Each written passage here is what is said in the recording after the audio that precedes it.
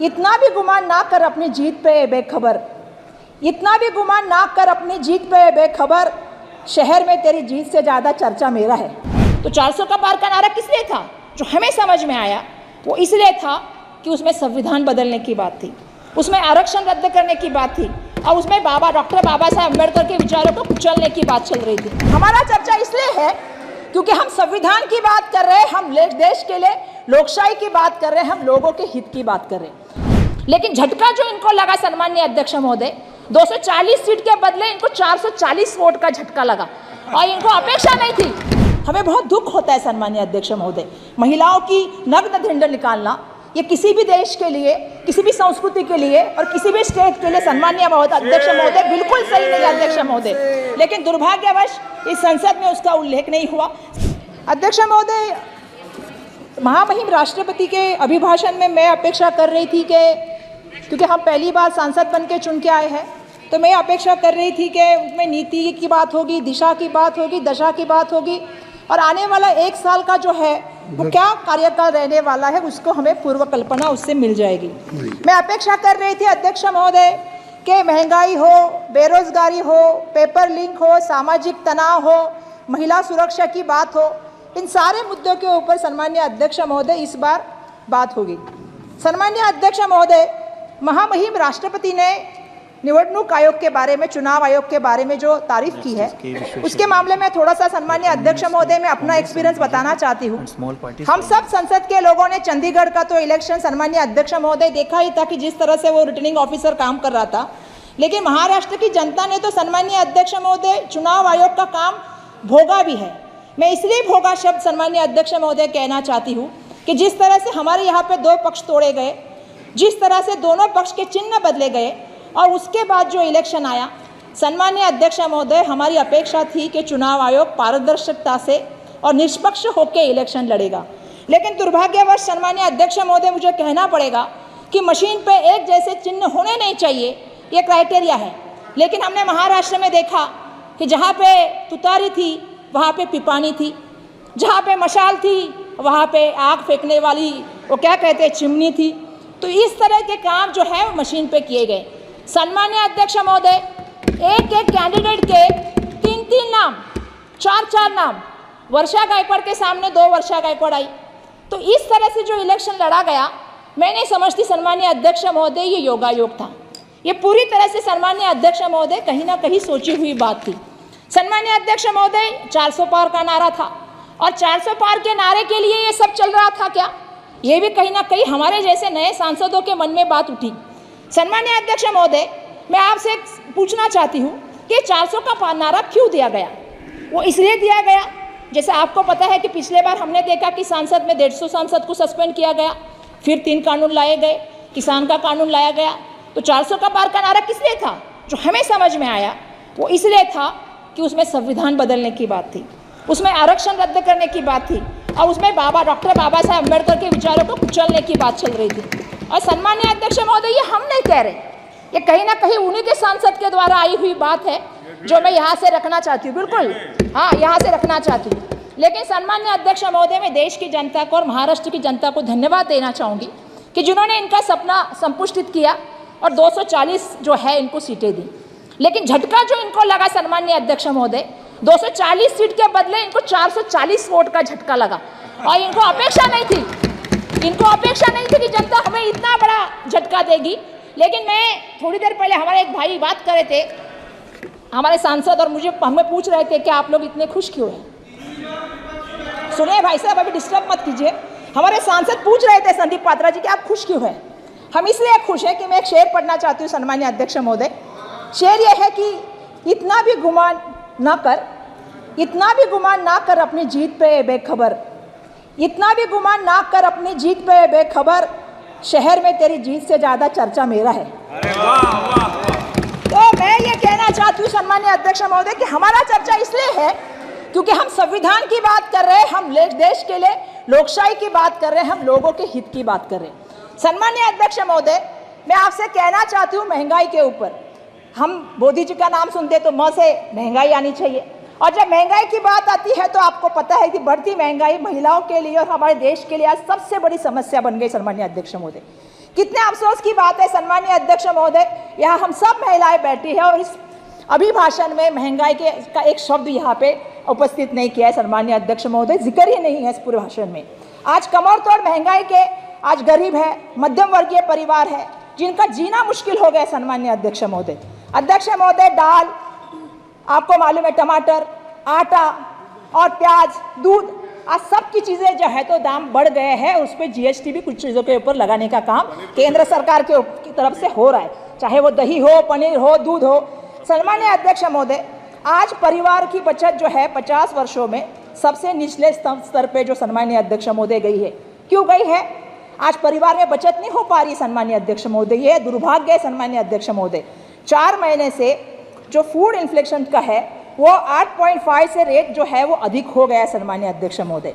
आज रोज दुगनी तिगनी जो है सम्मानीय अध्यक्ष महोदय, रात चौगनी जो है वो महंगाई बढ़ रही है। और सम्मानीय अध्यक्ष महोदय, इसका शब्द इस अभिभाषण में नहीं है, ये मुझे सबसे बुरा लगा है। सम्मानीय अध्यक्ष महोदय, जब हम लोग महाराष्ट्र की असेंबली में काम कर रहे थे या संसद में भी काम कर रहे हैं, जब मणिपुर की बात आती है तो हम महिलाएं हैं, हमें बहुत दुख होता है सम्मानीय अध्यक्ष महोदय। महिलाओं की नग्न ढिंढोर निकालना ये किसी भी देश के लिए, किसी भी संस्कृति के लिए और किसी भी स्टेट के लिए सम्मानीय अध्यक्ष महोदय बिल्कुल सही नहीं अध्यक्ष महोदय। लेकिन दुर्भाग्यवश इस संसद में उसका उल्लेख नहीं हुआ। सम्मानीय अध्यक्ष महोदय, देश के प्राइम मिनिस्टर वहाँ गए नहीं। पिछले 13 महीनों में सम्मानीय अध्यक्ष महोदय 221 लोगों की इसमें जान गई। सम्मानीय अध्यक्ष महोदय, 50,000 से ज़्यादा लोग बेघर हो गए। और इसके बावजूद सम्मानीय अध्यक्ष महोदय, मैं कहना चाहती हूँ कि इसके लिए कोई भी जो है इस पूरे भाषण में एक शब्द नहीं है। जो भाषण में शब्द है वो सिर्फ है जो आपको पता है उत्तर पूर्व राज्यों की सुरक्षा की बात की गई है।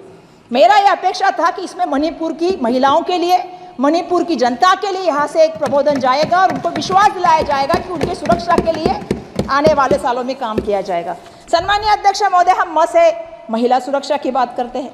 आज महिला सुरक्षा की बात हुई। आज सुबह ही मुझे बहुत अच्छा लगा जब हमारे सम्मानीय अध्यक्ष महोदय ने इंडिया की टीम जीती, उसके लिए एक प्रस्ताव रखा गया। हम महिलाएं हैं, हम अपेक्षा करते हैं हमारी खिलाड़ियां महिलाएं कैसे आती है आप जानते हो। जब सामाजिक जीवन में, राजनीति में, आर्थिक नीति में, सांस्कृतिक नीति में या खेल में जब हम आते हैं ना अध्यक्ष महोदय, बहुत संघर्ष करके वहाँ तक पहुँचते हैं हम महिलाएं। और जब हम अपनी यौवन की पीड़ा की बात जब लोगों के सामने कहते हैं, उसके लिए बहुत हिम्मत लगती है। मैं उन सभी लड़कियों से यहाँ से कहना चाहती हूँ कि हम संसद में उनकी आवाज़ बन के यहाँ से आपसे पूछना चाहते हैं, ब्रिजभूषण सिंह के साथ क्या हुआ? कुछ उसके साथ नहीं हुआ। मैं ये इसलिए भी कहना चाहती हूँ अध्यक्ष महोदय, क्योंकि संसद को पूरा देश देख रहा है और इस देश को हमसे अपेक्षा है, आपसे अपेक्षा है, आपकी चेयर से अपेक्षा है सम्मानीय अध्यक्ष महोदय। अध्यक्ष महोदय, जब मैं संसद भवन में आई मुझे बहुत अच्छा लगा ये सब देख के, लेकिन मुझे और अच्छा लगता कि संसद भवन का उद्घाटन और भूमि पूजन दोनों महामहिम राष्ट्रपति के हाथों से होता। तो मुझे बहुत अच्छा लगता कि एक महिला, एक आदिवासी महिला को उसका मान मिल जाता, एक दलित जो हमारे सम्मानीय राम कोविंद जी थे महामहिम राष्ट्रपति, उनको ये सम्मान मिल जाता। श्री राम जी का मंदिर हुआ लेकिन महामहिम राष्ट्रपति जी को बुलाया नहीं गया। मैं इसके लिए भी खेद व्यक्त करना चाहती हूँ सम्मानीय अध्यक्ष महोदय। इन चीज़ों के ऊपर ध्यान रखना चाहिए। महामहिम राष्ट्रपति जी का पद ये देश का सर्वोच्च पद है, उनको उनकी गरिमा और उनका सम्मान मिलना चाहिए सम्मानीय अध्यक्ष महोदय। अध्यक्ष महोदय, मैं से मुंबई की रेलवे के बारे में, जो हमारी रेल व्यवस्था है उसके बारे में और उसकी सुरक्षा के बारे में थोड़ा बात करना चाहती हूँ, जो आजकल राम भरोसे चल रही है। सम्मानीय अध्यक्ष महोदय, मैं कहना चाहती हूँ एनसीआरबी के मुताबिक 2017 से 2021 तक ट्रेन जो हादसे हुए सम्मानीय अध्यक्ष महोदय, इसमें जो लगभग 1 लाख लोगों से ज़्यादा लोगों की मौत हुई है सम्मानीय अध्यक्ष महोदय। ये मैं नहीं कह रही हूँ, ये एनसीआरबी का रिपोर्ट कह रहा है सम्मानीय अध्यक्ष महोदय। आज आपको पता है अध्यक्ष महोदय, मुंबई ये देश की आर्थिक राजधानी है और मुंबई की जो सबसे बड़ी लाइफलाइन है वो रेलवे है सम्मानीय अध्यक्ष महोदय। आज ऐसी अवस्था है कि अगर रेलवे लड़खड़ा जाती है तो मुंबई शहर सम्मानीय अध्यक्ष महोदय लड़खड़ा जाता है। आज अध्यक्ष महोदय, मुंबई का आप देखेंगे तो हर दिन 7 लोगों की जान ये ट्रेन दुर्घटना में जाती है। इसके ऊपर आपको ध्यान देना पड़ेगा। दूसरा ऐसा है सम्मानीय अध्यक्ष महोदय, 2023 नहीं अध्यक्ष महोदय, मेरे को पहली बार बोल रही हूँ, थोड़ा मेरे 4-5 ही पॉइंट है सर। बोलो। सर 2023 में आप देखेंगे सेंसेक्स तो 2590 लोग जो है उनकी ट्रेन की दुर्घटना में जो है सम्मानीय अध्यक्ष महोदय मौत हुई है। और इसके बावजूद भी सम्मानीय अध्यक्ष महोदय आप देखेंगे तो 2441 लोगों को जो है वो चोट आने का काम हुआ है। आपको मैं बताना चाहती हूँ, हाल ही में मुंबई के हाई कोर्ट ने जो है आपको मतलब रेलवे को लताड़ा है और ये कहा है कि जानवरों की तरह आप लोगों को लेके जाने का काम कर रहे हैं। तो मैं ये अपेक्षा करती हूँ इस अभिभाषण के माध्यम से कि हमारे मुंबई की जो रेल अवस्था है इसको सुधारने का काम सम्मानीय अध्यक्ष महोदय होना चाहिए। और मैं ये चाहती हूँ कि आपको मैं बताऊँ अध्यक्ष महोदय, मैं एक दिन रेलवे स्टेशन पे गई जहाँ पे मुझे ट्रेन पकड़नी थी। आप कभी रेलवे स्टेशन पे, मुझे मेरा रिक्वेस्ट है कि रेलवे मंत्री जी को भेजना चाहिए, क्योंकि उनको पता होना चाहिए जो दूर की रेलवे होती है ना 30-30 घंटा लेट होती है, 20-20 घंटा लेट होती है, लोगों को बैठने के लिए व्यवस्था नहीं, बच्चों को लेकर जो औरतें ज़मीन पे बैठती है उसको दूध लेने के लिए कैंटीन नहीं है, कहीं फायर की व्यवस्था नहीं है, ना कई लोग उनके सपोर्ट के लिए मदद के लिए नहीं आ रहे, लोग वैसे के वैसे बैठे रहते हैं जिनके पास कोई व्यवस्थापन नहीं। सम्मानीय अध्यक्ष महोदय, तो मेरा ये रिक्वेस्ट है सम्मानीय अध्यक्ष महोदय कि आप इसमें ध्यान दें। रेलवे का इतना बड़ा बजट है तो उसमें हम सबको जो सुविधा चाहिए उस सुविधाओं के ऊपर सम्मानीय अध्यक्ष महोदय ध्यान दें, ये मैं आपसे विनती करना चाहती हूँ। अध्यक्ष महोदय, मैं महाराष्ट्र और मुंबई के लिए मैं से कुछ कहना चाहती हूँ। Madam please. यस अध्यक्ष महोदय, मेरा दो ही पेज है। फिर भी अध्यक्ष महोदय मैं बहुत फास्ट बोल रही हूँ, मैं खत्म कर रही हूँ अध्यक्ष महोदय। अध्यक्ष महोदय की मैंने देखा कि हमारे महाराष्ट्र और मुंबई के लिए। Please, 1 second. Yes, sir. I object to your remarks. Nobody can stop. No, of course you can, sir. Please take back your words. I took it back. Please, madam, continue. Yes, sir. Sir, Maharashtra से और मुंबई से मैं से ये कहना चाहती हूँ कि सर पूरे अभिभाषण में हमारा सिर्फ एक ही उल्लेख है और वो ये है कि हमारी जो ट्रेन जा रही है, बुलेट ट्रेन जो अहमदाबाद से मुंबई आ रही है, सिर्फ इसी का जिक्र है, उसके सिवा मुंबई और महाराष्ट्र का इस अभिभाषण में कहीं भी कोई जिक्र नहीं। सम्मान्य अध्यक्ष महोदय, मुझे कहना पड़ेगा, मेरा महाराष्ट्र केंद्र शासन को सबसे ज़्यादा बड़ा महसूल देता है और उसके बदले में हमें क्या मिलता है सम्मान्य अध्यक्ष महोदय?